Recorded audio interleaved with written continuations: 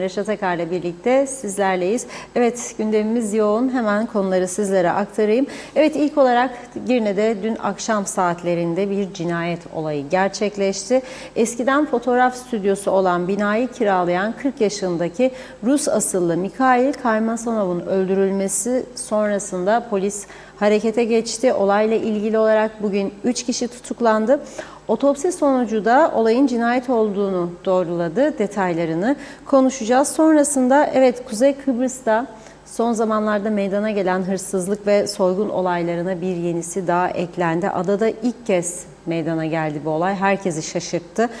Buna göre Ercan Havalimanı'nda görevli şahıslar yolcuların bavullarını açarak içinden para ve değerli eşyalarını çaldıkları ortaya çıktı.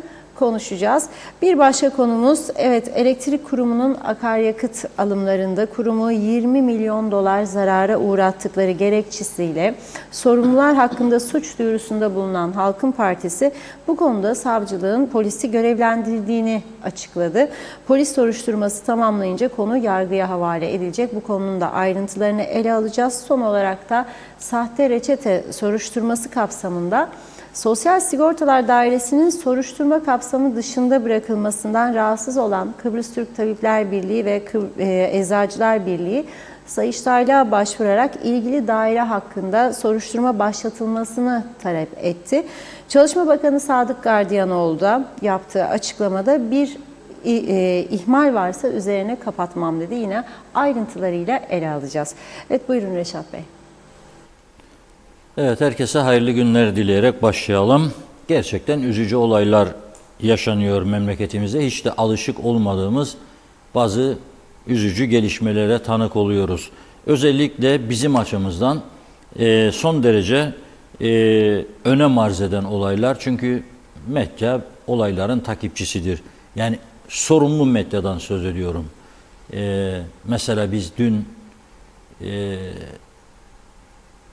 19.30-20 sıralarında gazetemizin ön sayfasını da program sonrasını hazırladıktan sonra bu Girne'de bir cinayet olayıyla ilgili ilk duyumu alıyoruz.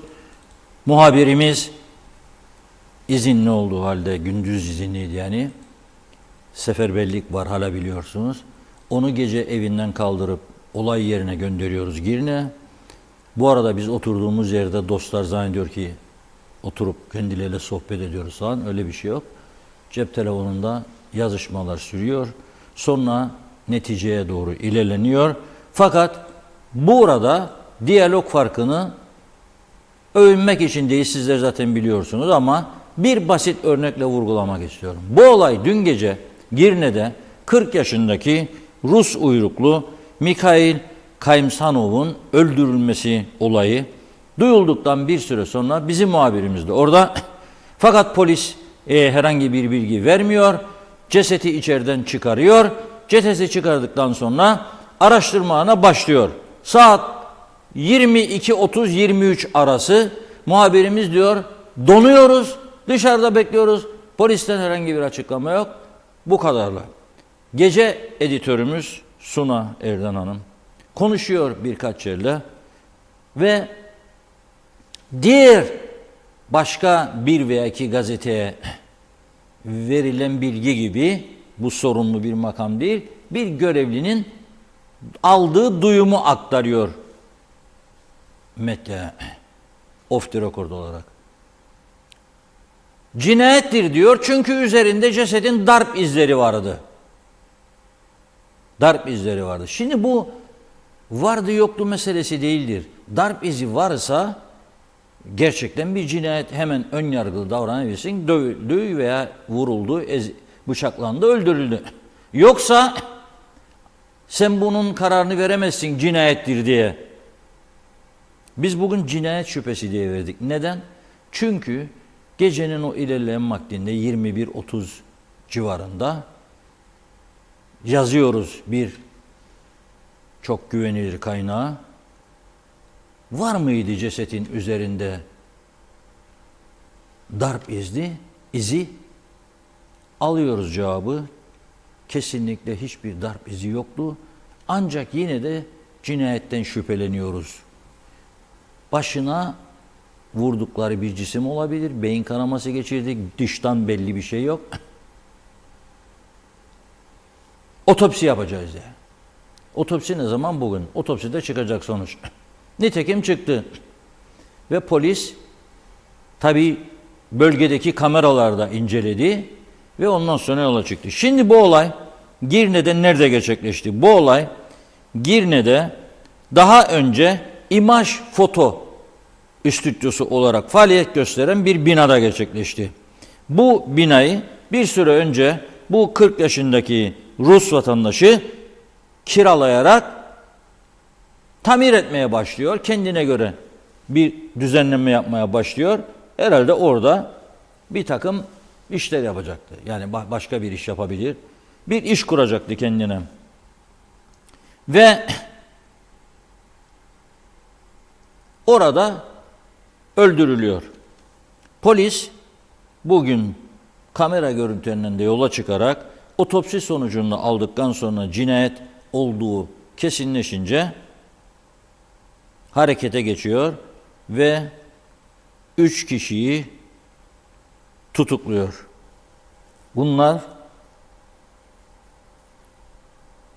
ise Ukrayna vatandaşı oldukları ilk tespitlere göre ortaya çıkıyor. Ve bununla ilgili olarak gördüğünüz bayanlar da var orada. Serhiy Mihailichenko, Katerina Kotenko, Andrei Volkovski. Bir erkek, 2 tane kadını polis tutukluyor. Şöyle diyor polis, olay günü Serhiy Mikhalenko dükkandaydı diyor. Daha sonra Andrei Volkovski olay yerine gidiyor diyor. Kapıyı kapatıp diyor Mihail Kaymsahov'u öldürdükten sonra pencereden atlayıp kaçıyor diyor. Ayrıca iş yerinde ve çevredeki kamera görüntülerini inceledik diyor. Mihail Kaymsahov'un fotoğraf stüdyosuna bir çanta ile girerken görüldüğü yapılan araştırma sonucunda çantayı da bulamadıklarını belirtiyor. Yani adam oraya bir çantayla giriyor. Bunlar büyük bir olasılıkla çantanın içinde para olduğunu biliyor. Öyle olacak. Ve çanta bulunamıyor olay yerinde. Bu arada tutuklanan Katerina yani bayan ile eşi erkek olan Serhiy arasında bazı mesajlaşmalar olduğunu polis tespit ediyor. Şimdi bu bizim ülkemiz için hiç de iyi olmadı. Yabancılara mülk satışlarının tartışıldığı bir dönemde, yabancılar artıyor falan filan denildiği bir dönemde belli ki bu yabancılar arasında da olabiliyor. Yani Ukraynalılar, tabii savaştan kaçanlar var daha ihtiyaçlı. Ruslar da buraya iş kurmak için gelen, güneydeki işini kapatıp bazıları orada da savaş nedeniyle kaçıp gelenler var. Bu şekilde üzücü bir olaya tanık oluyoruz. Dolayısıyla bu da bir örnek teşkil ediyor. Ne açıdan örnek teşkil ediyor? Herkes hayatına dikkat etmeli. Çok ciddi bu. Bir de çanta manta içinde para taşımak son derece tehlikeli. 2, ilişkilerde, arkadaşlıklarda, dostluklarda dikkat etmeli. Çünkü her şey değişiyor ülkede. Eski hayat şartları, eski koşullar yoktur ve burasının eskisi kadar güvenli bir ülke olduğunu söyleyemeyiz. Çünkü nüfus artışına paralel olarak bu ülkede güvenlik önlemleri geliştirilmiyor. Yani polis düşünün siz hangi biriyle uğraşacak? O kadar çok olay var ki bir tarafta trafik, alkollü sürücüler, aşırı sürat yapanlar, bir tarafta uyuşturucu ticareti, bir taraftan güneyden kuzeye uyuşturucu akışı, satışlar, gençlerin zehirlenmesi, bir tarafta şiddet olayları, darp olayları ve bir tarafta cinayetler. Bunlarla tabii kolay değil ve yolsuzluk olayları. Şimdi bugün yolsuzluk olaylarını, iddialarını konuşacağız tabii bugün. Çok önemli bir takım gelişmeler oluyor.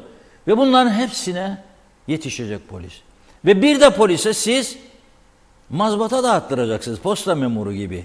Mahkeme kararlarını polis götürüp verecek. Eline bulacak adamı, bulmadı dönecek bir daha edecek. Bulmadı dönecek bir daha. Bu yükü olsun almadığınız üzerinden polisin ve siyaset bu konuda suçludur. Bu yükü olsun almalıydınız üzerinden.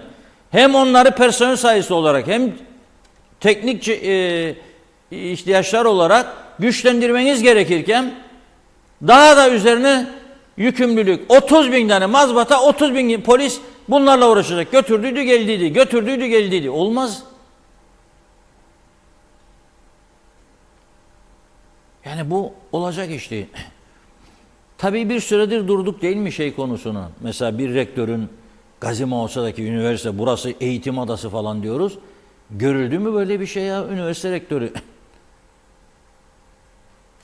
Öğrenci kaydından elde edilen 12 milyon Türk lirasını cebe atan bir üniversite rektörü duyduk mu başka bir yerde yani? Var mı böyle bir şey? Bu ülkede onu da gördük. Şu anda tabii tutuksuz vaziyettedir ama yargılanacak. Ne zaman? Allah bilir. O kadar yüklüdür mahkemeler ki Allah bilir diyorum gerçekten. Yani ne zaman yargılanacak kimse bilmez. O kadar çok artmıştır ki bu iş.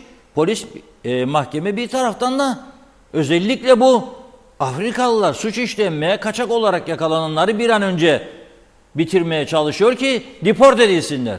Bu da mahkeme kararını alıyor, görevini yapıyor. 15-20 gün, 30 gün içinde yargı. Fakat ondan sonra deport meselesine gelince para yok deniliyor. Para yok. Bugün oldu hala da siz bir fon kurmayı düşünmüyorsunuz. Hala da. Böyle bir devlet yönetimi olmaz ya. Çünkü bakınız şimdi ben parmağımın arkasına saklanmam. Doğru neyse onu söylemeye çalışırım. İnanan inanır, inanmayan inanmaz. Destekli ne olur? Kızan olur. Şimdi bu ülkede pahalılık var mı? Vardır. Akaryakıda elektriğe zam yapıldığı zaman birçok ürün otomatik zamlanmaz mı? Zamlar. Bunu bilmez miyim? Bilirim. Siz de bilirsiniz. Ben de bilirim. Ama bugün dolar olmuş 30 lira o neredeyse. Ve akaryakıt fiyatlar da yükseliyor. Dolar 30 lira. Bizimkilerde ses yok. Neden? Aman aman aman kurultay var. Çünkü çok sayıda parti başkanlığına aday var. Yaparsam beni yarın kurultayda 3 oy 50 oy bu şekilde devlet mi yönetir be kardeşim? Böyle ülke mi olur ya? Kendi kendimize bir şey sergiliyoruz burada, siyasetçilik oyunu falan diyeyim artık. Ama bu olmaz ya. Bu kadar basite indirilemez. Yani bırakın devlet. Şirket yönetimi bu kadar basite indirilemez. Ve şirket yönetimini bu kadar basite indirenlerin sonu hüsrandır. Bir anda tavan yapmış korkunç zenginlik bir anda yere de düşebilir. Vardır örnekleri çok. Devletlerde de böyledir. Yani eğer siz ülkenizi iyi yönetemezseniz ondan sonra bazı zorlandığınız durumlarda taviz vermek zorunda kalırsınız. Nitekim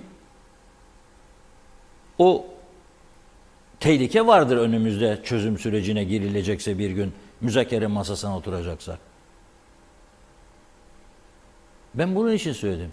Yani yapman gereken şeyi yapmayıp devlet gelirlerini artırmadığın sürece başka kaynaklara harcayacak para bulamazsın. Yani deport edeceğin adamın parasını bulamazsın. Ayrıca neden ben bu adam bu ülkeme kaçak geldiyse, başkaları getirdiyse, kaçak olduklarını gizliyorsa, devlete bildirmiyorsa veya bu insanları kaçak bir yerlerde çalıştırıyorlarsa niye ben devlet olarak diğer vatandaşların hakkını keserek, hastanesinden, ilaçlarından keserek bunların uçak biletini keseyim? Neden? Niye onlardan almayayım girerken bu ülkeye? Niçin almayayım yani? Niye hala daha bu konuda hareket edilmiyor? O Yüce Meclis Birleşiminde ki bazen 10 günde bir, 15 günde bir yapılıyor artık. Neden dediydin demediydimin dışında yap dedin yapma dediğimin bu konuları tartışmıyorlar ve karar alma noktasına gelmiyorlar? Neden? Soru budur. Cevap arayan soru budur. Üzücü bir durum. Çünkü artık o kadar bir tehlikeli boyutlara ulaşıyor. O kadar bir sıkıntılar var. Hiç aklımızın ucundan geçmeyen olaylar yaşanıyor. Şimdi ben size bir olay aktaracağım. Olur mu bu kadar diyeceksiniz size. Ben de size işte olur diyeceğim. Çünkü bugün meydana çıkan bir olayı sıcağı sıcağına aktarıyorum sizlere. Nedir o? Ercan Devlet Havaalanı'nda görev yapanlar İstanbul Handling diye bir şirket kurmuşlardı. Ercan Havaalanı'nda çok şeyler oldu. Yani keteye battı etti falan filan şey etmeyin. Kendi kendilerine iş dünyalarında hükümetler gelmiş geçmiş bir şeyler oynarlardı, bir şeyler yaparlardı. İşte bizde İstanbul'da var, Havaş var, şu var, bu var. Biz de İstanbul Handling adında bir şey kuralım. Kurdular. Neyse. Hayırlısı olsun. Burada çalışan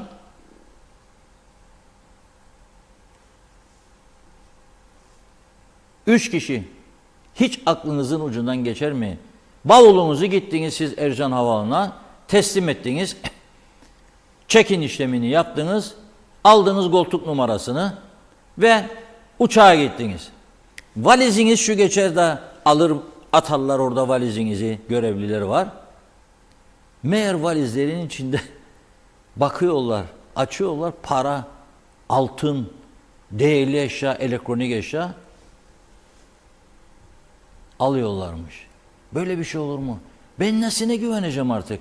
Yani havaalanına gittiğimde, bavulu verdiğimde açılıp açılmayacağından emin olmuyorsam, yolda giderken arabayla birinin gelip bana vurup vurmayacağından emin değilsem, sarhoş püskül veya aşırı sürat, böyle manyakça sürüş yapanlar deli deli, yasak olduğu halde özel egzozlarla, geniş lastiklerle gümbür gümbür ses çıkararak, herkesi korkutarak, ürküterek, hele yaz günlerinde balkonda oturan, ya kapısına oturan insanlara korku vererek seyahat edenler var. Durdurulamıyor.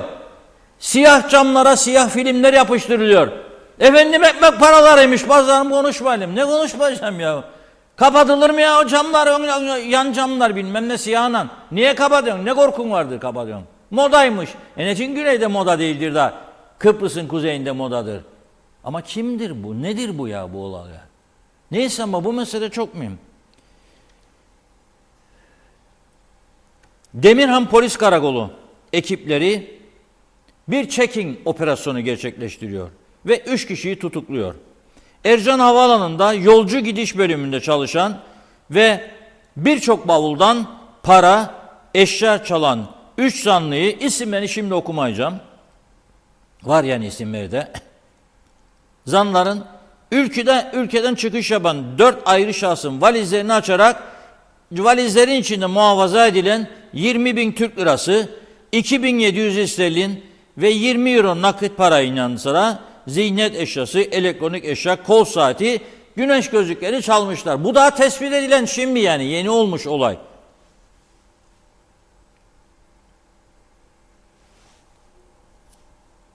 Çünkü şikayet oldu. Evet, şikayet ediyor polise valizinde para çalındığı, eşya çalındığı konusunda fark eden uçan yolcu şikayet ediyor. Diyor ki yolcu 13 Eylül 2023 tarihinde 07.30 sıralarında ülkeden çıkış yapacak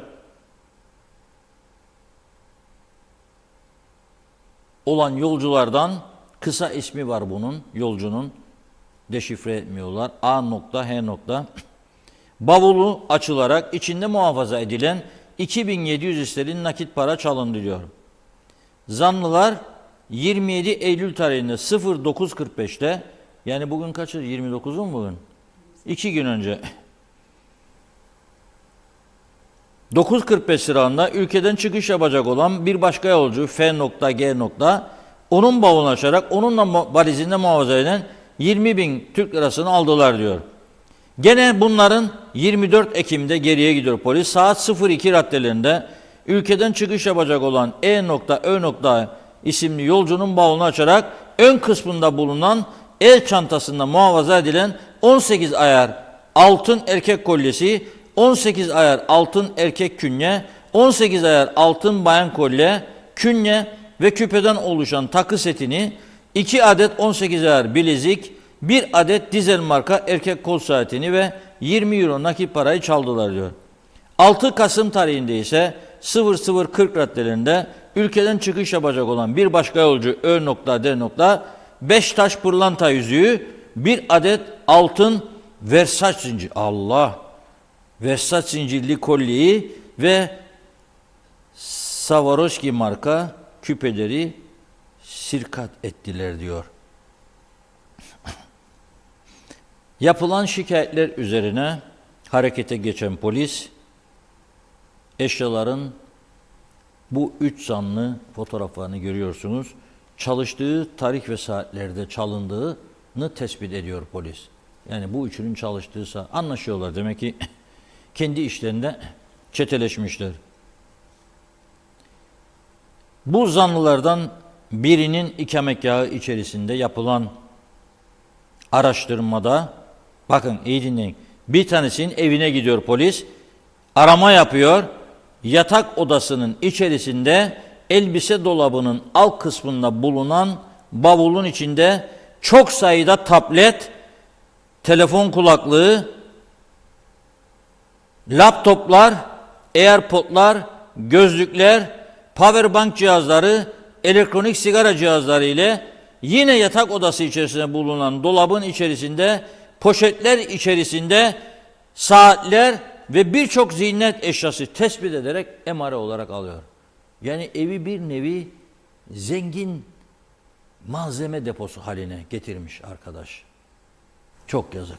Sana bir görev ve emanet ediliyor orada. Maaşını da alıyorsun. Ne gerek var buna?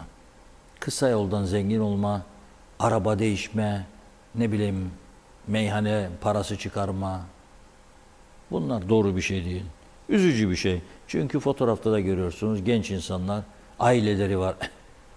Çok yazık. Ben bunları söylerken, okurken de çok üzülüyorum. Yani bu hale düşürülmemesi lazım. İşini beğenmesin, parasını az bulursun, başka iş ararsın. Bugün 2+1 daire için, bakın 2+1 dairenin temizliği, ben erkek bir insan olarak iddia ederim, 2 saatin içerisinde pırıl pırıl yaparım. İngiltere'de yaşadığım sürece yaptım, ben kadın getirtmedim hiç eve. 2 saatin içinde 2+1 evi 2 saatte pırıl pırıl yaparım. Ama yapmıyoruz. Kıbrıs'ta yapmıyoruz. Ayıp olur. Kadın der ki yorgunum, işteyim, çalışırım. Kocası sen bana mecbursun, bakacaksın falan filan. Ya da adam der tamam canım sen yorulma falan filan. Geçen gün öğreniyorum. 1200 Türk lirası, o da hatır içinmiş. 3 saat sürmedi. 1200 Türk lirası 3 saat sürmedi. Demek ki 2 tane eve gitsen sen günde 2'şer saatten, 3'er saatten 5 saat, 6 saatte 2400. Çarp 30'da bunu 66.000 lira alırsın ki çok iyi para. Başbakan'a sordum geçenlerde nedir maaşın? Elime geçen 55-58 dedi galiba dedi. Böyle yani iş de var. Yani bu ülkede çok da iş var. Ama herkes her işi yapmak istemiyor. İstemiyor. Yani 3 saatte 4 saatte evime gideyim. Bizim meslekte bile var. Bir an önce bitsin de gideyim, bir an önce bitsin de gideyim. Olmaz bu meslekte. Biz insan değil miyiz ya? Gece aralarına kadar, sabahlara kadar. Her gün. Da darp izi var mıydı, yok muydu? 12'de yazışacaksın. Uyku yok. O yok, bu yok. 12.30'da bilgisayar, internet kesiliyor bizim medya grubunda. İnternet yok. Hadi internet teknisyeni bul. İnternet bağlasın da sayfalar gelsin. Dövün babam dövün. Öyle kolay para kazanmak yoktur hayatta. Yanlış. Şimdi diyor ki polis sorguluyor. Bu evini kontrol ettiği adamı arkadaşı sorguluyor. Diyor ki kendisine nasıl yaptın bunu? Yaptım diyor. Yeni havaalanı açıldıktan sonra diyor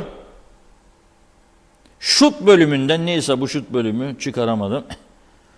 Birçok bavuldan diğer 2 arkadaşımla birlikte diyor eşya çaldık diyor ve bunları paylaştık diyor. Ve diyor ki polis, daha inceleyeceğimiz çok kamera görüntüsü var diyor. Ve daha alacağımız çok ifade var diyor. Dolayısıyla diyor 3 gün tutukluluk emri veriniz diyor yargıca lütfen diyor. Yargıç da kabul ediyor bunu tabii. Bugün olan sıcağı sıcağına olan bir olay aktardım size. Ve gerçekten üzerine basarak tekrar söylüyorum. Bunu okurken de o fotoğrafı ekrana getirirken de çok üzülüyorum. Çok üzülüyorum. Onlar adına üzülüyorum. Ülkem adına üzülüyorum. Aileleri adına üzülüyorum. Neden bunlar oluyor? Yapmayın be kardeşim, yapmayın.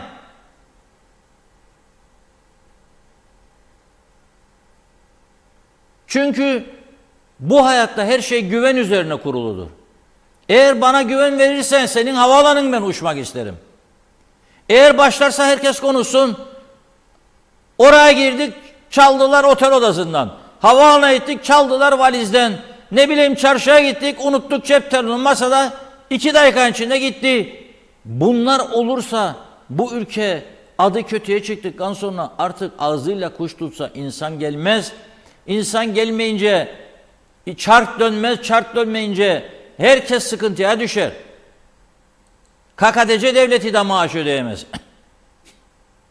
Ödeyemez. Şimdi bakın deport işlemlerinin için gerçekleşmiyor. Ben size söyleyeyim.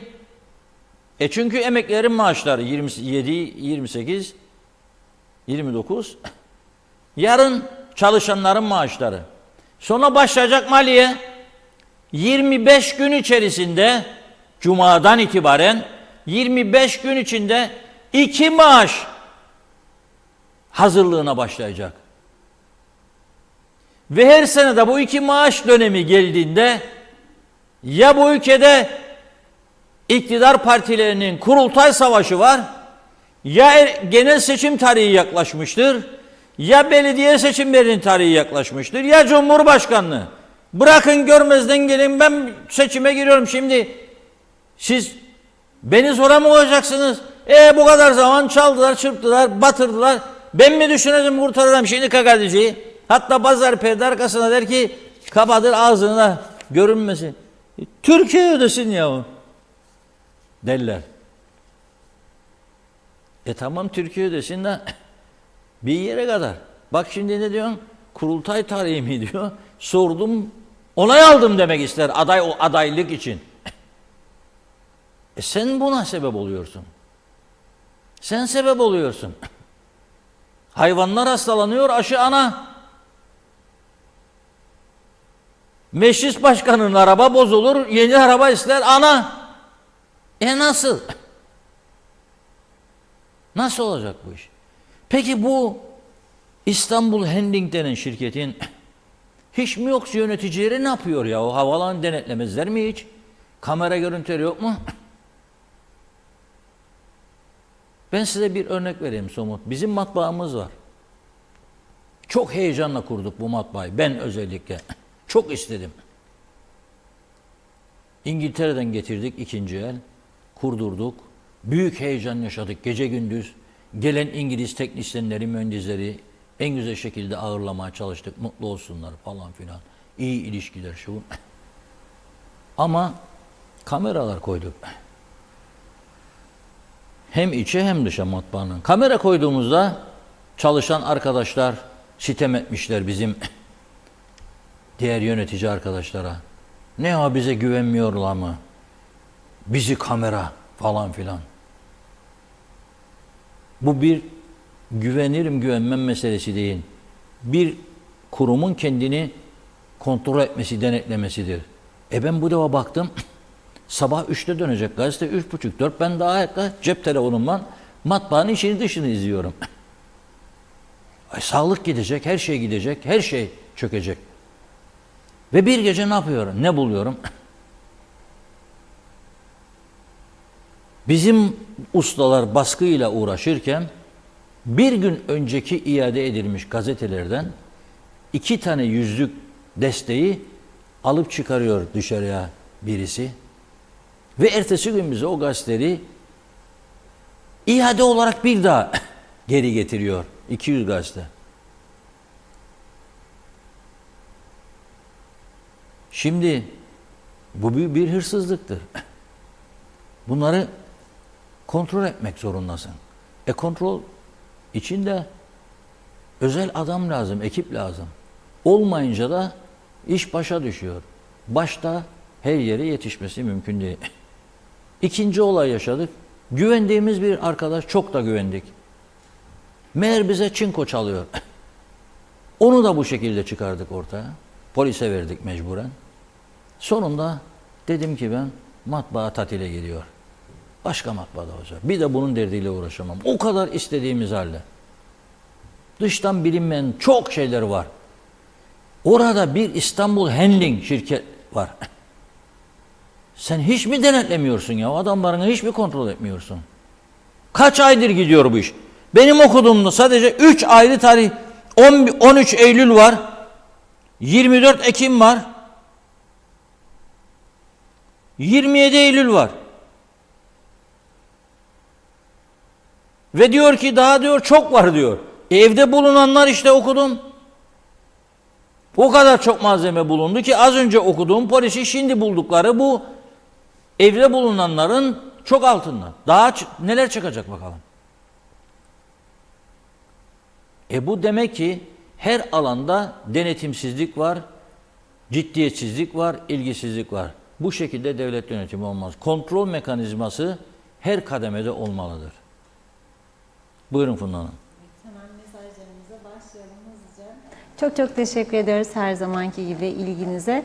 Evet, Erol Topçu İngiltere'den iyi yayınlar diliyor. Mehmet Şenler de kolay gelsin demiş. Alper Ali Güllü, güzel ülkemiz ne hale geldi? Her gün üzücü haberler, adam öldürmeler. İyiye gitmiyoruz diyor. Kolay gelsin. Kemal Osman Ceyhanlı, bu yaşananlara hiç şaşırmadım. Neden mi? Her gün hep aynı olaylar artarak devam ediyor. Allah sonumuzu hayretsin. Hüseyin Boşnak, ah güzel Kıbrıs'ım ne hallere gelmiş yazdı. Mehmet Uluçaylı, hayırlı akşamlar, kolay gelsin demiş o da. Teşekkür ediyoruz. Celal Harun da Akdeniz köyünden Mustafa Aşık'ın mesajı. Ülkemiz gittikçe sallanıyor. Salı sallanır derler.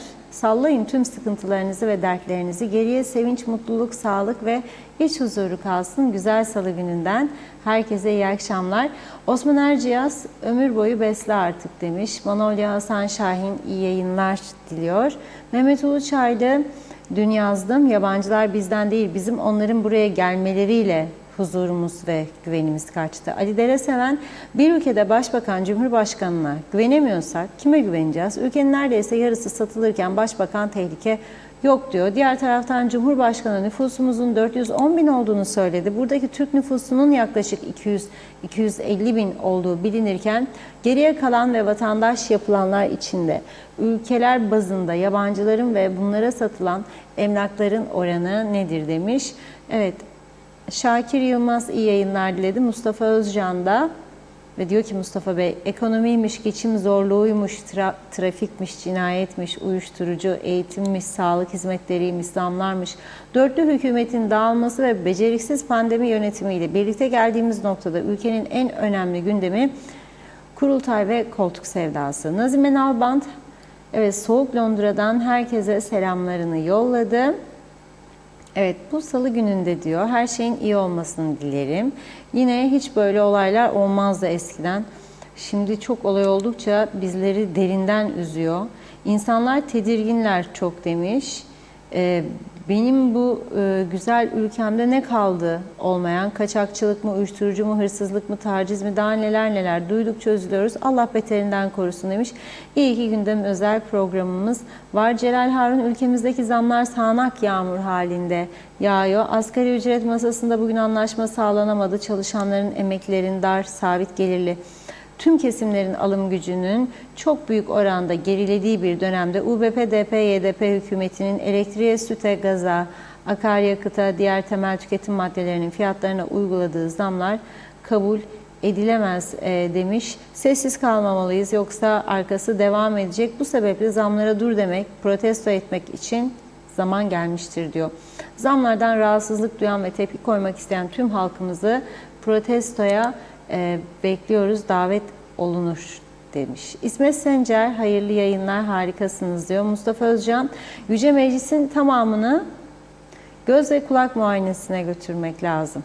Fikret İpekçioğlu sadece fonu düşünmezler, sadece ceplerini ve koltuklarını düşünürler. O koltuklarda kırılacak bir gün sıra Yüce Meclis'e de gelecek. Şerife Turgay Derya iyi yayınlar diliyor. Temaya başta Londra'dan selamlar. Fikret İpekçioğlu cevap ararsanız para deyin Yüce Meclis'e hemen ceplerini doldururlar. Üstlerin ne yok ki demiş.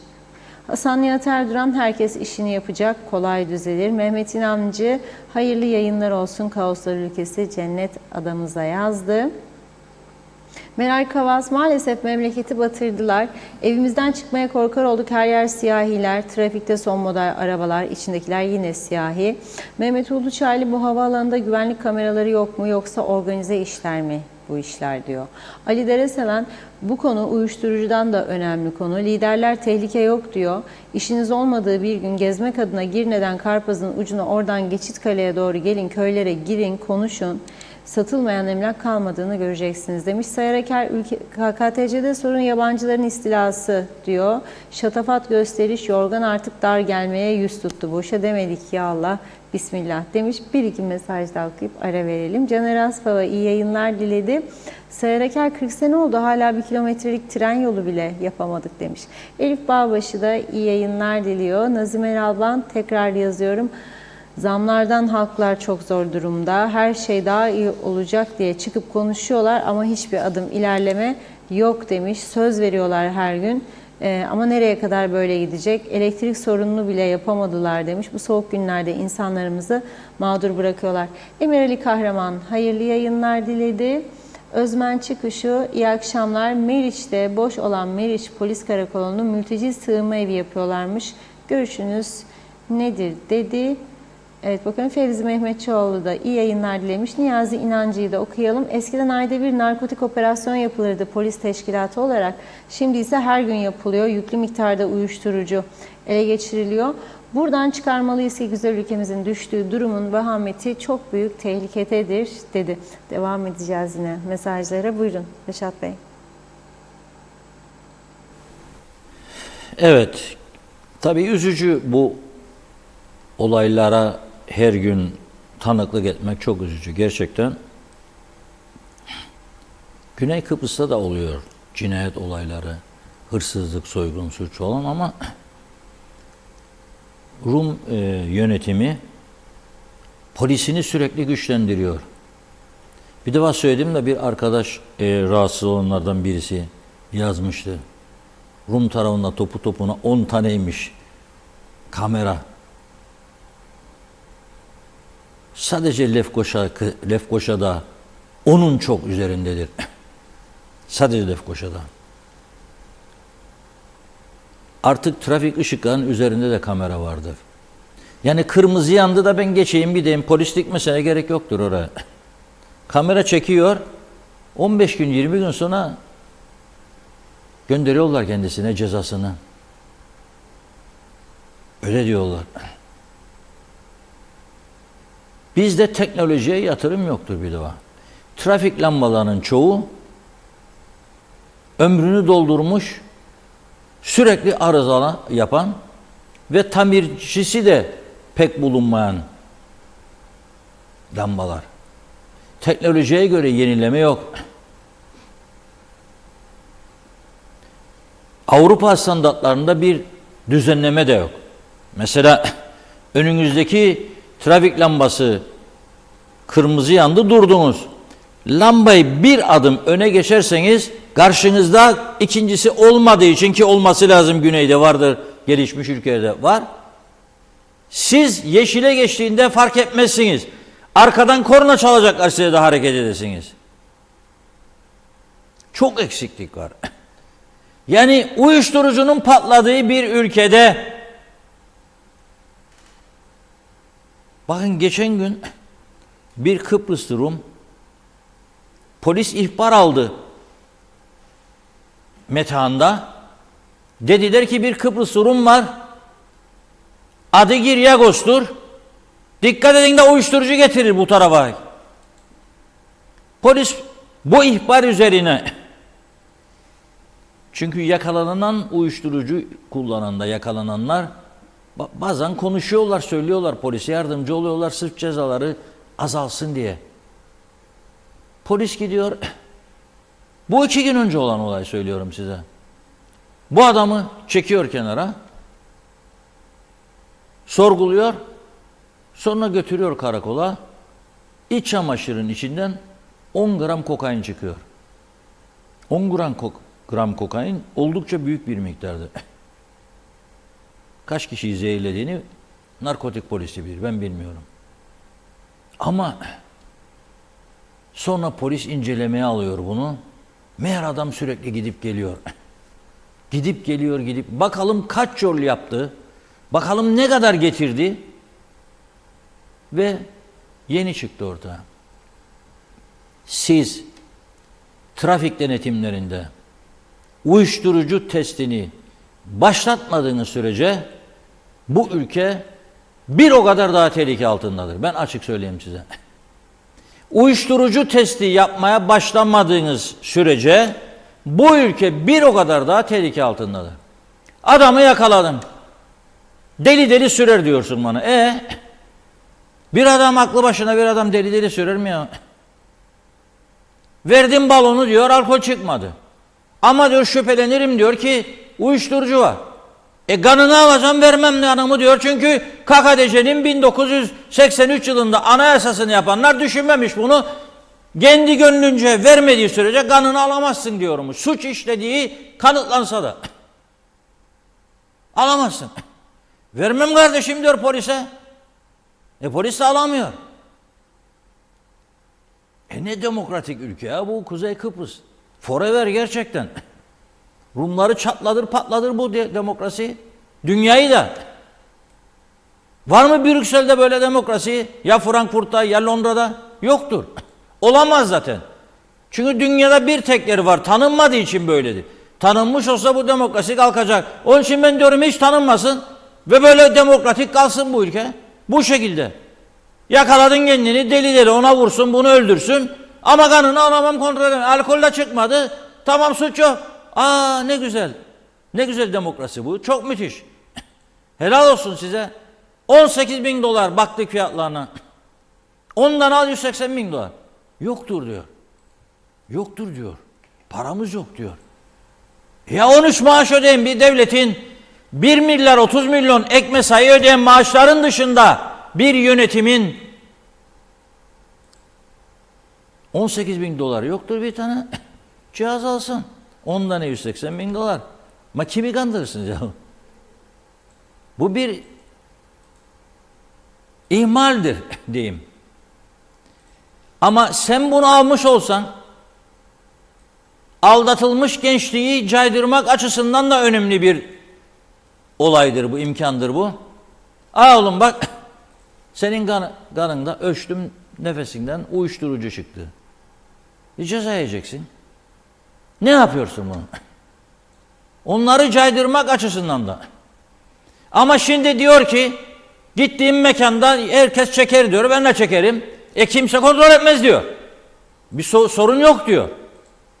Araba kullanırım altında, tesir altında. Gene bir şey yok diyor. Tamam o zaman. Böyle devam mı?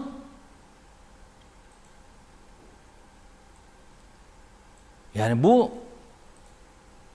bazı şeyler vardır geciktirebilirsiniz. Mesela meclisin 6 tane yeni 6 milyonluk araba isteğini geciktirebilin. Hiç acelesi yok. Gerekirse kendi arabalarıyla gidip gelsinler evden işe. Ne işi? Meclisin kabullerin dışında ne işi vardır? Söyleyin bana. Ne işi var? Kütahya'dan seramikçiler grubu geldi. Ziyaret etti. Hoş geldin, sefa geldin. Çaylar, ikram. Her zaman anavatanla birlikte var olsun anavatan falan filan. Sonsuza dek yaşayacak. Bitti. Ajans kurdular. Devlet ajansı. Haberlerin yarısı kabuldür yahu. Televizyon kurdular. 3 kanal yarısı kabuldür yahu. Ya da ziyarettir. Yani siz bir film oynayarsınız diye biz bunların bedelini ödeyecek toplum olarak yani. Özel televizyonlara uydu katkısı yapardı kaldırdı. Ama devletin 3 tane kanalı var. Neden? Çünkü ancak orada kendini görebileceğini düşünüyor. Ben ne koyacağım senin onu kabul ettin, bunu kabul et, uğurladın, burada gittin geldin. Önemli olanları girer. Ama hepsi girmez.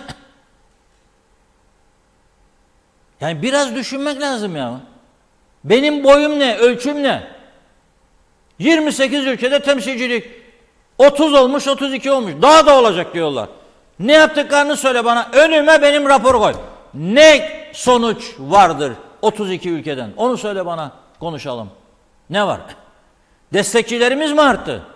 Yahu 3 tane 4 tane temsilciliğin olduğu dönemde senin bu Forever Tiyarensi'nin 180'in üzerinde dostu vardı Lordlar Kamerası'ndan İngiltere'de. Çünkü çalışan bir yönetim mekanizması vardı.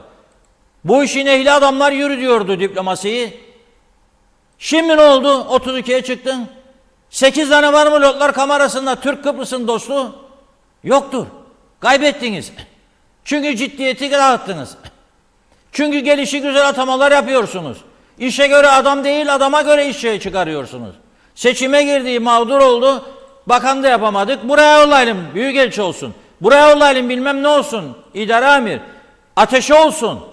Ama kendi kendinize. Ben esas hayal kırıklığını yıllar önce Washington'a gittiğim zaman yaşadım. O dönem orada KKTC Washington temsilcisi vardı. Gene var tabii. Kim olduğunu da bilmiyorum. Nerede bu yer dedik? Ziyarete gideceğiz çünkü. Tarif ettiler bize. Verdik bir taksiye adresi. Gittik. Bir apartman. Bastık asansöre. Çıktık kaçıncı kattaysa oraya. Girdik. Sonra bize o dönemin temsilcisi çok samimi bir şekilde itiraf etti. Dedi yazmayın ama dedi. Temsilcilik falan değildir burası. Burası bilmem ne limited şirketidir. Direktörü de o zaman merhum kurucu başkanımız Rauf Raif Denktaş görülüyor. Her sene hesapları Denktaş Bey diyor. Ya gelir burada imzaya götürük orada imzada. Gelir de sunarık maliyecimize, muhasebecimize. O da vergi dairesine sunar. Gelir ve gider dökümü.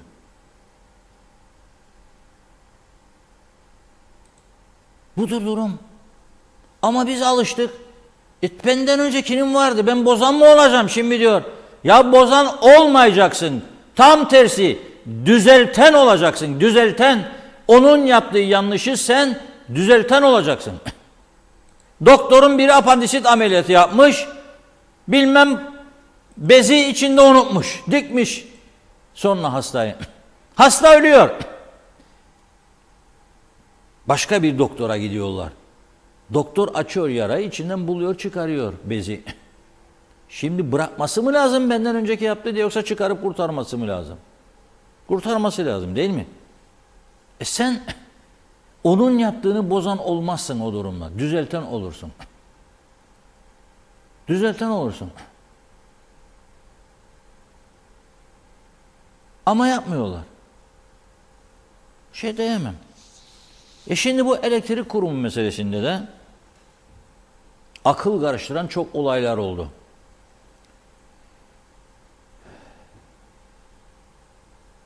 ...2009-2010 yılı...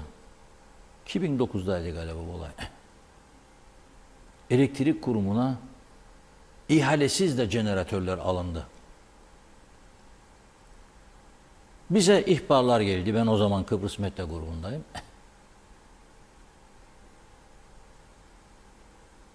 Tabii gazetecilikte artık dünyada patronlar iş adamları oldu. Ben o dönem Asil Bey dedim ki böyle böyle ihbarlar var. Ben bunun üzerine gideceğim ama sonra bana desteğinizi çekmezsiniz değil mi dedim yani. Ya bırak gitme bu işlerin üstüne falan filan mal sahibi olarak. Ne münasebet dedi. Yürü gidebildiğin yere kadar git. Serbestsin sen dedi. Sana bağlı bu işte. Peki dedim. Araştırmalar sonucunda ortaya çok ciddi durumlar çıktı. Sonra Başbakanlık Denetleme Kurulu kuruldu. Onlar da gezdi birçok ülke. Alınan jeneratörlerin yarı fiyatına aynı marka, aynı güçte, aynı firmalardan alınabileceği ortaya çıktı. Bu dosyalar götürüldü polise, savcılığa verildi. Tam ondan bir süre sonra tabii büyük para da harcandı. Başbakanlık Denetleme Kurulu kuruldu. Ona bina hazırlandı. Ona eleman alındı. Onlara para verildi. Biletler kesildi. Harcırallar verildi. Gittiler, incelediler, geldiler. Danimarka'ya kadar gidildiğini hatırlıyorum veya Finlandiya. Ne oldu ondan sonra? O dosyalar hükümet değişiklikleri falan filan sürecinde takipsizliğe alındı. Sonra da başsavcılık makamı dedi ki mesele yoktur, kapanmıştır. Ama daha sonraki yıllarda gene bu elektrik kurumuyla ilgili şaibeler devam etti. Çünkü devletten sonra ikinci devlet, yani para, gelir toplama açısından büyük bir kuruluş. Devamlı yolsuzluk iddiaları. Şu anda eski genel müdürü ve o eski genel müdürün şoförü cezaevinde. 60 kusur milyon, 60 kusur bin Türk lirası o güne göre. Yani bugün de olsa 160 bin. Fazla mesai sahtekarlığı yüzünden yargıdan hapis gider. Ama esas büyük olaylar gitmedi mahkemeye. Şimdi sonra 2-3 yıldır konuşuyoruz bu akaryakıt alımlarıyla ilgili. İhaleye çıktılar, iptal oldu. Bir daha çıktılar, o da iptal oldu. Yok bilmem ne dendi, yok bilmem ne dendi. Sonra yakıtsız kaldık, ne yapalım, denizde gezen bir gemi bulduk. Kaç para verdiyse verdi, aldık dendi. Şimdi ortaya bu akaryakıt alımıyla ilgili bir iddia çıktı ki 20 milyon dolar. Ben biraz evvel ne dedim? 10 tane narkotik cihazı 180 bin dolar eder. 10 tanesi. 180 bin. 100'den alsa 1 milyon 800 bin. Daha 20 milyona. Yani dedim ya, imkan kaynak vardır aslında da o kaynakları kullanmaktır mesele ve doğruya yönlendirmek. Şimdi 20 milyon dolarlık bu kurum zarara uğratıldığı iddiasıyla mahkemeye verildi.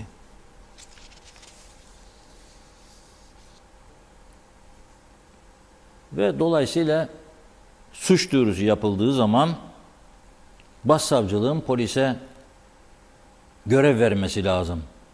Şimdi bugün Sayın Kudret Özersay açıkladı, Halkın Partisi bu 20 milyon dolarlık bir zararı Lefkoşa Kaza Mahkemesi önünde açıkça kabul etmişlerdi diyor. Ve bu zararın sorumlusunun iddia edildiği gibi kurum dışından bir firma olmadığı ortaya çıktı diyor. Kamu zararı olan bu zararın sorumlularının tespit edilmesi ve cezalandırılması için Polis Genel Müdürlüğü'ne ve Başsavcılığa başvurmuştuk. Kamu mali yönetim ve kontrol yasası maddeleri çerçevesinde kamu zararı ortaya çıktığına ve bunun KıPTEK tarafından mahkeme önünde açıkça kabul edildiğine göre başvuruda bu elektrik kurumu ve o dönemde bağlı bulunduğu Başbakanlık, Bakanlık ve Bakanlar Kurulu'nun sorumlularının saptanmasını talep etmişti. Şimdi diyor ki olumlu bir gelişme diyor bugün paylaşım yaparak Sayın Özersay. Yaptığımız başvuru üzerine diyor geçtiğimiz hafta içerisinde Başsavcılık Polis Genel Müdürlüğü'ne bir yazı göndererek KıPTEK'teki 20 milyon dolarlık zarara kimlerin sebep olduğu konusunda bir soruşturma başlatmasını talep etti diyor. Yani Başsavcılık talimatını verdi. Soruşturma yapın, sonucunu getirin. Şimdi ben soruyorum. Bu kadar işin içinde polis kaç zamanda tamamlayabilecek bu soruşturmayı? Ne kadar kolay bir iştir bu. Bu çok zor bir iş. Bir yığın olay, bakın anlatıyorum. Hiç aklımızın ucundan geçer miydi yahu? Uçacağım zaman valizi verdiğimde havaalanında içindeki eşyaların yok olacağı hiç aklımızdan geçtiğimizdi ya. Yok, bunu da yaşadık. Bugün sıcağına az önce okudum size. Polis ona koşacak.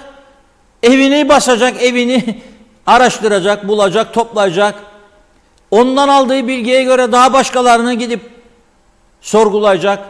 Belki onların evlerine de girecek. Mahkemeden emir alıp. O bir tarafta Girne'den haber gelecek. Gelin Darus'u öldürdüler. Çantayla gitti. Öldürdüler. Boğarak öldürmüşler bu arada kendisini. Onun için darp izi yoğdu. Sıktılar boğazını, öldürdüler. Nefessiz bıraktılar. Ve bütün bunlara yetişecek ve bir de trafikle uğraşacak ve hepsinden önemlisi bir de Afrikalılarla uğraşacak, kaçak. Bir Afrikalıya 5 tane polis. Ben bunu atmıyorum burada size. Bizzat polis arkadaşlardan dinlediklerimi söylüyorum. 4-5 polis gidiyoruz diyor bir kişiye. Çünkü çok güçlüdürler. Madde de kullanırlar. Kendilerini orada dünya boks şampiyonu zannederler. Vururlar, devirirler polis yere. Çok polis yere düşürüldü. Hırpalandı, dayak yedi. Siz bunu ne yapmaya bu ülkeye yaşatıyorsunuz ya? Amacınız nedir? Niçin? Öğrenci mi geliyor? Tam o zaman okula bağla. Girerken al depor fonunda. Okulu da mecbur et. Sana devamlılık raporu verecek diye. Bunu niçin yapamadıklarını anlamakta zorlanıyorum. Okulu zorla. Taahhüt altına girsin. O zaman bırak girsin. Ama gelmedi okula, sana bildirecek, her ay muntazam raporunu verecek. Gelmedi, derslere gelmiyor, okula gelmiyor, kaydını sildim diyecek. Sen de onu arayıp bulacaksın. Ülkeye girerken sana ikamet adresini vermek zorunda olacak. Bakın bugün biz eve tanınmamış gibi bir durumdayız. Ama aslında biz bugün bir Avrupa parçasıyız. Bütün ada toprakları Avrupa Birliği toprağı olarak kayda geçmiştir. Fark etmediğimiz gerçek budur bizim. Bugün bu Avrupa toprağına gelmek için 5 milyon euro verse de alsın kimliğini alamıyor artık zenginler. Fark etmediğimiz budur.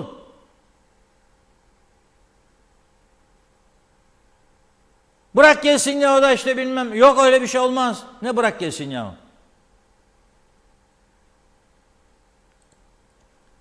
Siyasi yapıyı bu ülkede düzeltmediğimiz sürece hiçbir şekilde burası düzelmez. Siyasi yapı düzelir mi? Şimdi soruyorsunuz, siz benden cevaplıyorum. Bana göre düzelmez. Çünkü toplumun genelinde de bozulma var çok. Bak 3 tane genç maaşı alıyor mu? Alıyorum. Neden var izle açıp çalan insanların parasını? Bir havaalanında kamera sistemlerinin olduğunu düşünmüyor musun? Bir gün bunun ortaya çıkacağını akıl edemiyor musun? Oluyor. O zaman nasıl bu işleri düzeltebilecek bir yapı ortaya çıkacak bu ülkede? Söyleyin bana bakalım. Söyleyin bana. Çıkamaz. Şimdi gelse bir doğru dürüst yönetim dese ki 3 yıl süreyle 4 yıl süreyle 10 işleri durduruyorum. Aman Allah, bitti işi. 3 yıl 4 yıl içinde hiç ek mesai harcaması yapmayacağım. Vardiya sistemine geliyorum. Aman Allah. Eğitimde tam güne geçiyorum. Davullar darbukalarla beraber bakanlık basılacak. Sendikalar eyleme başladı diye. Kim düzelecek bu ülkeyi? Geçin başkanlık sistemine. Hayır, diktatörlük. Rumların eski lideri yargılanıyor şimdi. Çağrılıyor. Uluslararası Araştırmacı Gazeteciler Örgütü darmadağın etti kendisini. Raporda yayınladı, Guardian gazetesinde yayınlandı. Büyük rüşvetler döndü diye. Geçen hafta bir Kıbrıs Rum doktor dedi bana. Püü dedi, bu Anastasiadis var ya dedi bana, bu Nikos.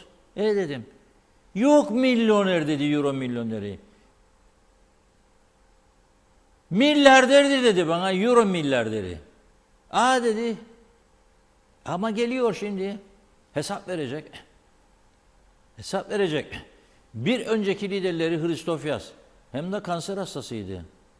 Ayakta 3 saat süreli sorguladı kendisini. Oluşturulan soruşturma heyeti, yargıçlar ve diğer devlet görevlileri, Sayıştaylık, savcılık falan filan. 3 saat. Anastasiyalis'e sorguladılar aslında daha önce. Böyle dağ gibi dosyalarla gitmişti sorgulama merkezine. Bir şekilde kurtardı. O Brodoros falan dediler. Yani Cumhurbaşkanı. Şimdi bitti Cumhurbaşkanlığı. Hadi bakalım. Girecek kafese. Yargılanacak. Ama olmaz bizde. Niçin? Diktatörlüktür. Niçin onlar da diktatörlük değil de bende diktatörlüktür? Olsun. Alın aynısını getirin. Buyurun aynısını getirin. Siyasetten ayrılanlar var. Bakın ne yaparlar bilir misiniz? Biraz işleri var, bir şey halledilmesi lazım. Yapmazsa şimdiki bakanlar hemen bir Facebook paylaşımı yeniden aday olmayı düşünüyorum. Onlara yani baba aday olacağım, seni zora koyacağım yani falan taraftarlarımız aynıdır. O da korksun ki olmayacak işi olduruversin. Bu çark bizi nereye götürdü 49 yılda? Hayır artık başka yiyecek mal mülk de kalmadı. Bir Maraş'ta umut ediyoruz. Kalan binalar onlar çürümüş, kokmuş, parçalanmıştı. Zaten bırakmazlar. Neden durdu? Başka sokak açılmadı. Neden durduruldu? Ne yapacak yani? Savaş çıkarıp Larnaka Limassol Bafı'da mı alacaktı? Onları da yağmalayalım zannedersiniz. Ben diyorum ki burada şu an bizim görünenleri koruyabilelim. İnşallah maşallah ki çok zor artık. Da bırak sen Larnaka Limossol'u baba. Ne kaldı başka? Nereye güveniyor burası? Nereye güveniyorsun? Altın rezervi buldun haberimiz yok. Ne bu? Hiçbir şeyin yok senin. Neye güveniyorsun? Ve bir de kurumlarını adam gibi idare edemiyorsun. Bir elektrik kurumu sadece bir akaryakıt meselesi 20 milyon dolardan konuşuyoruz ya söz ediyorum. Da Güzelurt Hastanesi kaç senedir yarım kaldı. Da sen oraya yarım milyon dolar bulamadın. 500 bin dolara çoktan bitirdi hastane. Ya da 1 milyon dolar. Da sadece burada 20 milyon dolar uçtu gitti.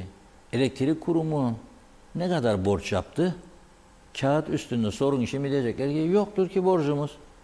Çünkü Türkiye kanadı Aksa'ya olan milyar dolar borç silindi çünkü. Kim sildi? Ana sildi. Nereden sildi? Sana vermeyi vaat ettiği mali yardımdan keserek sildi. O mali yardım gelmediği için buraya bugün sen arıtma kapasitesini İskele'de, Girne'de, orada burada genişletemiyorsun. Ve hala da hiç kimse bunu duymazdan görmezden gelerek Girne'nin bütün dışkıları 100 bin kişinin denize akıtılıyor. Denizmiş, temizlermiş tuzlu su, rahatmış olalım falan filan diyorlar. Balık satardık Rum tarafına değil mi?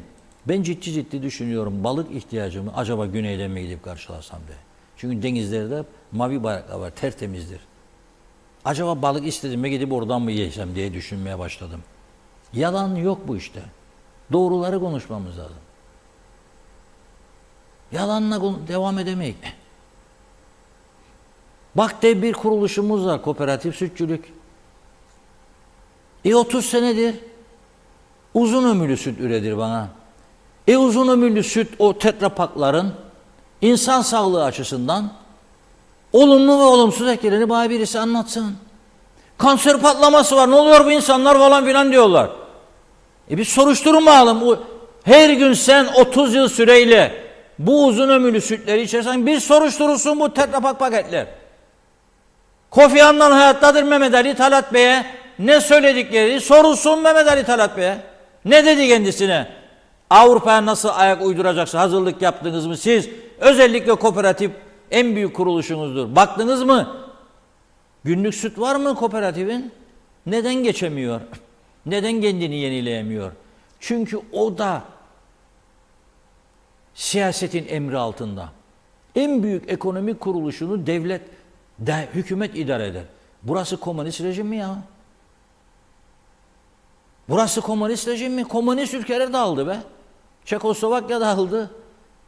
Prag'da eskiden ekmek kuyruğu vardı. Ben de gittim. Dondurma kuyruğu.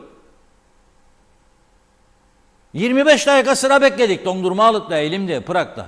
Devlet satardı çünkü dondurmayı. Ekmeği de devlet satardı. Ben uzun kuyruklar çok gördüm. 300 metre, 200 metre kuyruklar. Ekmek alacakmış halk. Nedir burası? Hala devlet her seçim olduğunda bittiğinde veyahut da her hükümet değişikliğinde daha doğrusu aynı partiler iktidarda ama bu dönem UPP'deydi. UPP daha çok üye atarmış yönetim kuruluna. Döndü dedi ki DP hayır kooperatifi bana bağlayacaksınız yoksa yapmam koalisyona. Bu da var o daha çok üye atıyormuş. O çekilir bu gider. O gider bu gelir o gider bu gelir. Hangi adam ciddiyetle yönetebilirse bu kuruluşunu? Beni getirdiğinde sen kaç ay orada kalacağımı bilmiyorsam nasıl ben bütün gücümü koyacağım da senin için fedakarca çalışacağım? Böyle gelmiş, böyle gider. Tamam sağlıklı mı değil mi? Konuşun. Sağlık örgütleri buyurun konuşun. Araştırma yapın. Ama hiç kimseden bir şey yok. Hiç kimseden bir şey yok. Denizde veriyorlar lağım sularını. Sonra arıtması olmayan belediyeler otel yönetmek isterler. Hem plaj. Sen arıtma kurdunun be bölgene birinci. Bütün dışkılar denize gider. Nasıl yöneteceksin sen onu söyle bana. Neye dayanarak? İşte boş konuşmalar. Ve bu Avrupa toprağı üzerinde ne olduğu belirsiz bir yönetim anlayışı. Komünist rejim mi? Sosyalist kapitalist rejim mi? Nedir bu? Ne olduğunu hiç kimse bilmiyor. Bu şekilde devam diyor. Ne? Güzel yurttan işte 3500-4000 kişi oy verirse ben milletvekiliyim diyor. Ha çok güzel. O bir de diyor ben de Mausa'dan diyor 7000 alırsam milletvekiliyim. Sonra milletvekili oldum bakan olacağım. Ha seçimi de kaybedersem anlaşarak girdim diyor. Neyi anlaştın? Ya bir yere temsilci atacağım seni ya kooperatifin yönetim kurulu olacağım. Başkan da olabilirim. Başkan yardımcısı da yönetim kurulda. Su kurumu var koyacağım. Elektrik kurumu var koyacağım. Vakıflar Bankası var koyacağım. Kıbrıs Sigorta var koyacağım. Toprak ürünleri var koyacağım. Peki bu düzen memnun muyuz? Yok. Sor bakalım. Mikrofonu gezdir. Yok. Peki değiştirelim. Özelleştirelim. Peşkeş olmaz. Nesin be kardeşim? Süt isten getiriyorum sütü. Sıcaktır içemem dilim yanar diyorsun. Soğutup getiririm soğuk süt mü içilir sancı tuttu beni dersin. Ne istiyorsun? Hiçbir şey. Onun için bu düzen aslında düzensizliktir. Ve sürdürülebilir bir yapı değildir. Onun için lütfen fora ver diye falan o sloganları kaldırın sınır kapılarından doğru bir şey değildir. Sürdürülebilir bir yapı değildir. Biz bunu istemedik zaten. İsteseydik forever için and içtiğimizde mecliste gereklerini yerine getirirdik. Kaç tane milletvekili içtiği andın gereğini yerine getirdi? Kuzey Kıbrıs Türk Cumhuriyeti'ni ve halkını yücelteceğime namusum şerefimizden yemin verilmedi mi ya? Ne kadar yücelttiniz? Ne kadar? Söyleyin bakalım. Hangi şeref yükseldi, hangi güç yükseldi? Nedir yükselen?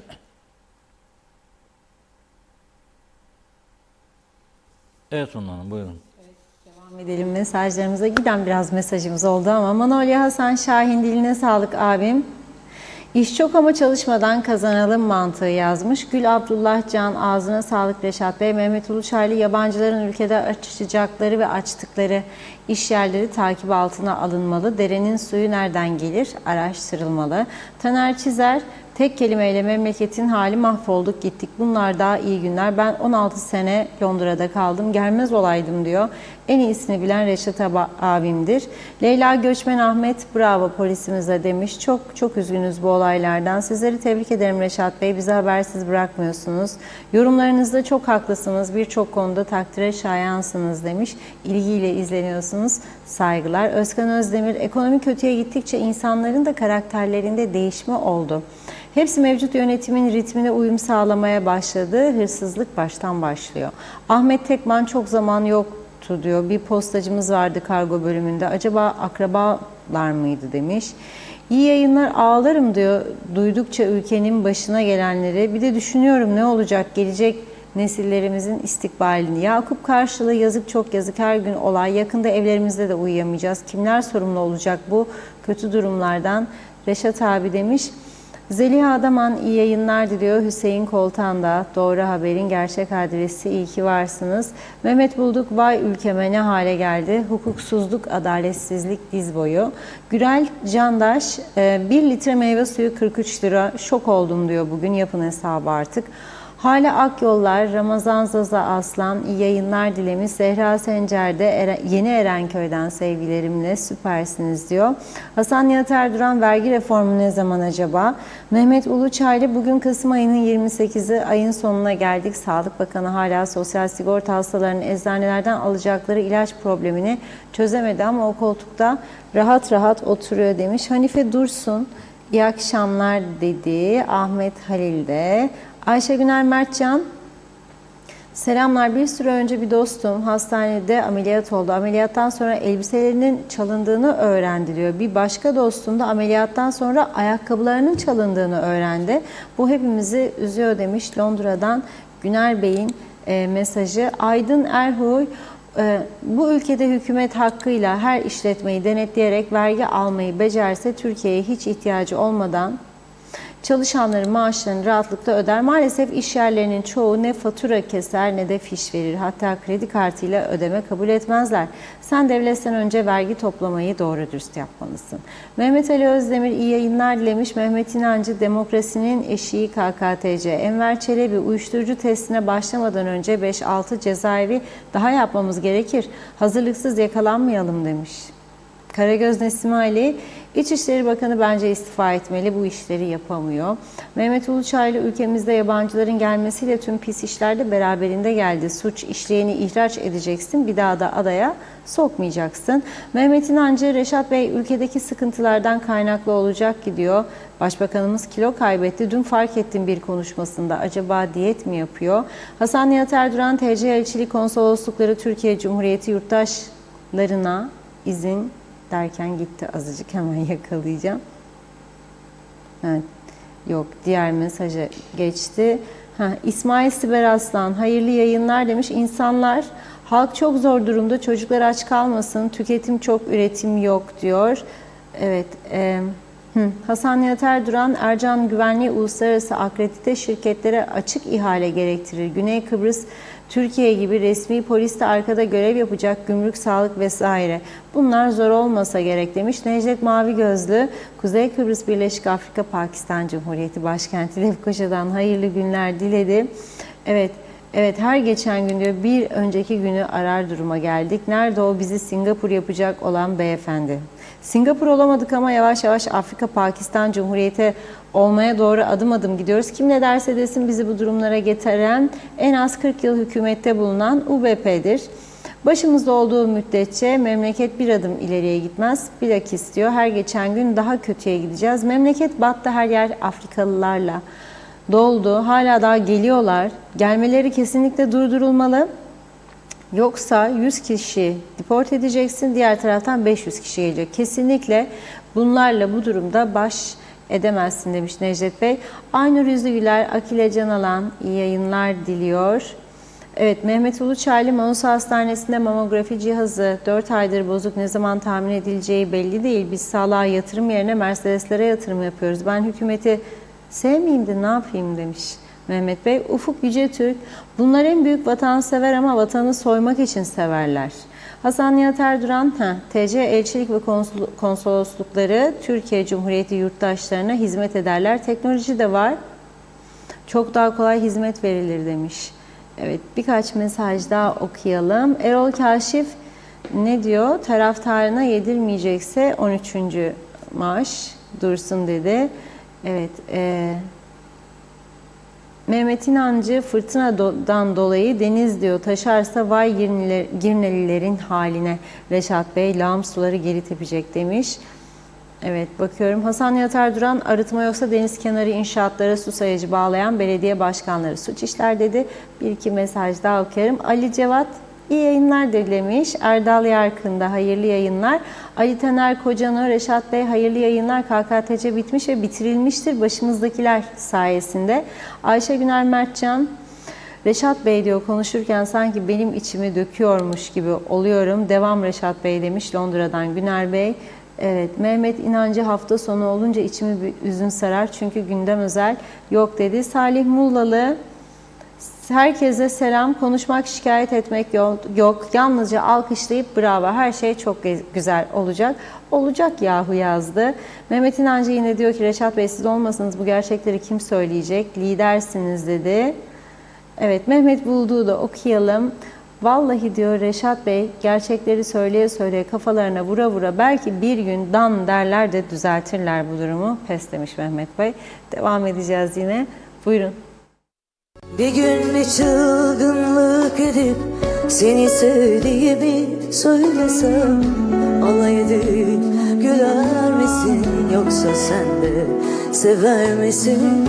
Bir gün bir çılgınlık edip seni sevdiğimi söylesem, alay edip güler misin yoksa sen de sever misin?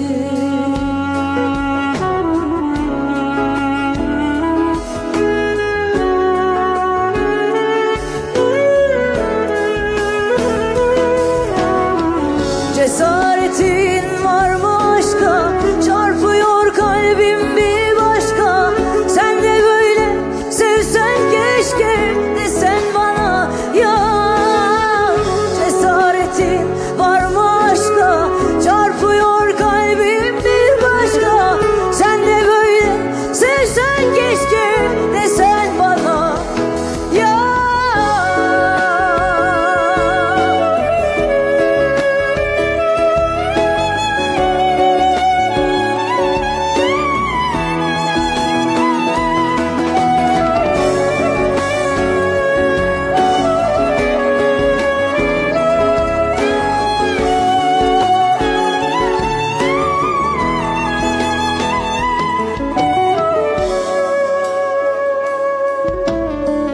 Konuşmadan gözlerinle beni sevdiğini söylesen yüreğime, gözlerini ölene dek mühürlesem. Konuşmadan gözlerinle beni sevdiğini söylesen yüreğime, gözlerini ölene dek mühürlesem. Cesaretin var mı aşka? Çarpıyor kalbim bir başka. Sen de böyle sevsen keşke desen bana ya. Cesaretin var mı aşka? Çarpıyor kalbim bir başka. Sen de böyle sevsen keşke desen bana ya.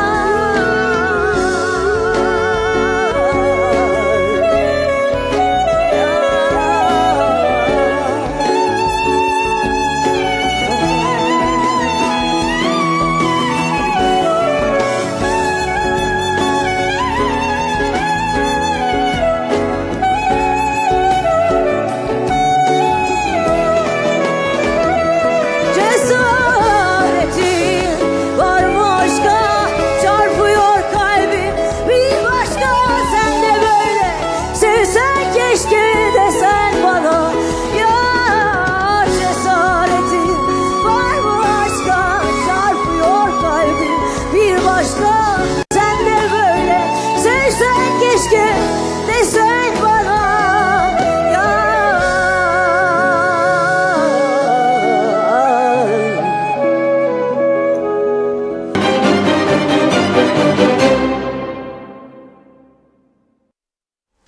Evet, güzel bir şarkı dinletmeye çalıştık. Dün şarkımızı dinleyememiştik. Cesaretin var mı aşka diyor.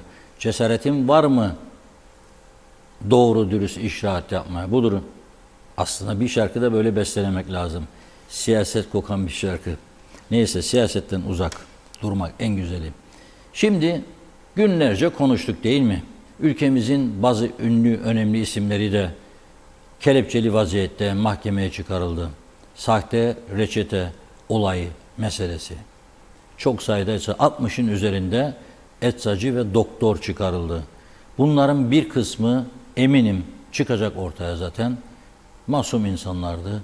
Ne bileyim işte sistem gereği hasta yaşlıdır gitmedi. Doktordan aldı reçeteyi götürdü.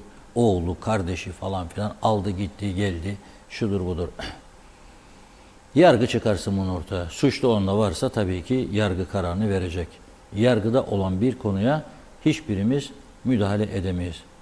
Bağımsız yargı doğru kararını verecekti. Fakat bu işin bir bacağı daha vardır. Nedir o bacak? Bu reçetelerin ödemesini kim yapıyordu? Sosyal Sigortalar Dairesi değil mi? Çalışma Bakanlığı'na bağlı. Sosyal Sigortalar Dairesi nasıl fark etmedi bunu? Yıllarca, aylarca da bu ödemeler yapıldı. Şimdi haklı olarak Kıbrıs Türk Tabipleri Birliği ve Eczacılar Birliği Sosyal Sigorta Dairesi'nin de sorgulanması yönünde ve ilgili bakanlığın girişim başlattı. Dün Sayıştaylığa gidildi. Eczacılar Birliği Başkanı Umut Öksüz diyor ki hekimler ve eczacılar değil diyor sadece sorumlu diyor. Başkaları da sorumludur diyor ve bunun denetlenmesi lazım diyor. Sosyal Sigorta Dairesi sözleşme imzalayan eczacılar ve serbest çalışan hekimlerin kamuoyu nezdinde zan altında bırakıldığını belirterek her şeyden önce şunu belirtmek isteriz ki evrensel hukuk prensipleri kapsamında suçluluğu hükmen sabit oluncaya kadar kimse suçlu sayılamaz. Doğru mu? Doğru. Ve Sayıştaylı'nın soruşturma başlatmasını istiyor. Sigortalar Dairesi'yle de ilgili olarak. Gene görev polisin yani. Kıbrıs Türk Tabipleri Birliği Başkanı Ahmet Özant da diyor ki Sayıştay Başkanlığı yaptığı başta sahte reçete soruşturması kapsamında Sosyal Sigortalar Dairesi'nin denetlenmesi için başvuruda bulunduk diyor. Polis Genel Müdürlüğü'ne de şikayette bulunduk. Soruşturma ya tabi tutulan hekimlerin sosyal sigorta reçetesi yazma haklarının da ellerinden alındığını vurgulayarak aynı zamanda bu hekimlerin gerek hesapları donduruluyor, gerekse post cihazları çalışamaz durumda olduğu için ciddi maddi sıkıntılar yaşamaktadırlar dedi. O zaman ne yapmak lazım? Adaletin erken tecelli etmesi lazım. Geç gelen adalet değildir diye bir söz vardır. Adaletin erken tecellisi lazım. Ama programın başından beri konuşuyorum. Bir avuç polis hangi birine yetişecek? Hangi birini sorgulayacak? 10 binlerce reçetenin kaçını kontrol edebilecek? Kaç senede edebilecek de mahkemeye bilgi sunacak, delil sunacak? Çok uzun bir hikaye. Siyasiler de bunun böyle olacağını biliyor zaten. Bunun üzerine bugün Çalışma Bakanı Sadık Gardiyanoğlu diyor ki sosyal sigortalarda da bir ihmal varsa bakan olarak diyor ne geri adım atarım ne üzerini kapatırım diyor. Sonuna kadar da bu olan üzerine giderim. İşte gidin buyurun. Çağrı yapıyorlar size. Siz keşke çağırsaydınız polisi bu iki örgütten önce Sadık Bey kardeşim. Siz çağıraydınız. Gel bakalım burayı da denetle. Demek lazımdı. Çünkü bu insanlar kamuoyu önünde küçük düşürüldü. Bir eski meclis başkanı, başbakan, 85 yaşındaki bir doktor kelepçeli vaziyette mahkemeye çıkarıldı bu insanlar. 3 gün hücrede tutuldu eski meclis başkanı, başbakan ve diğerleri. Ve hala bugün oldu. O hücreyi gidip deneyeceklermiş. Hala gidememişler. Ve umutlanacakmışım. Umutlanıyor musunuz? Siz sorayım bakayım. Umutlanıyor musunuz? Umutlanmıyorsunuz. Biliyorum. Ama umudu tüketmemek lazım. Her insan bir hata yapabilir. Önemli olan hatayı fark edip doğruya dönmektir. Hatayı fark ettiği halde hata üstüne hata, hata üstüne hata yaparsa bırakacaksın, başı vursun duvara derler. Hata üstüne hata, hata üstüne hata, hata üstüne hata, başı vursun duvara. Bazılarının başı duvara vurduğu halde düzelmez. Ona yapacak hiçbir şey yoktur.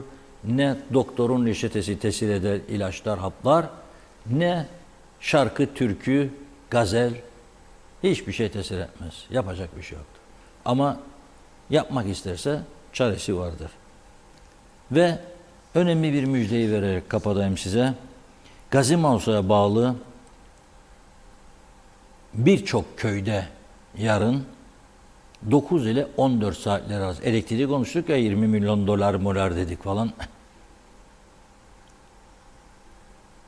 5 saatlik elektrik kesimi. Normaldir bu. Yani 63'te az sıkıntılar mı çektik, saldırılar, vurdular, murdular. Yani kolay mı geldik bugünlere? 60 yıl geçtiyse yani unutacak mıyız o günleri? Geliyor işte Aralık, her Aralık geldiğinde hüzün sarar içimizi. Çünkü 21 Aralık 63 saldırıları Rumlar çok sayıda insanımızı öldürdü ve 3 yıllık bir devlet finito festa oldu, bitti, dağıldı. Şimdi Aralık geldiğinde şehitlerimizi anma günleri falan, nutuklar falan çekilir. Şehitlerimizin kanla suladığı bu topraklarda devletimiz sonsuza dek yaşayacak derler. Devleti yaşadan kimdir? Halktır üzerindeki. Halk mutluysa o devlet şahlanır. Halk mutsuzsa, halkı çaresiz bırakmışsan şahlanmadan söz edemezsin. 60 yıl geçti üzerinden bu hareketlerin. Onu bırak, 49 yılda geçti 74'ten bu yana.